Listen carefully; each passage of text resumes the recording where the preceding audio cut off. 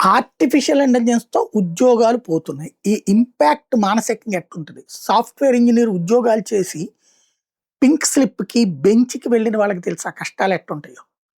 ఓ పక్కన ఈ ఉద్యోగం ఉంది కదా అని జెప్పి పర్సనల్ లోనే తీసుకొనుండొచ్చు, గోల్డ్ లోనే తీసుకొనుండొచ్చు, హౌసింగ్ లోనే తీసుకొనుండొచ్చు, కార్ లోనే తీసుకొనుండొచ్చు. ఆ ఈఎంఐలుంటాయి.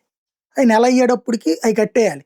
మూడో తారీఖు, ఐదో తారీఖు, ఏడో తారీఖు, పదో తారీఖు అట్లాంటివి పెట్టుకుంటారు షెడ్యూల్.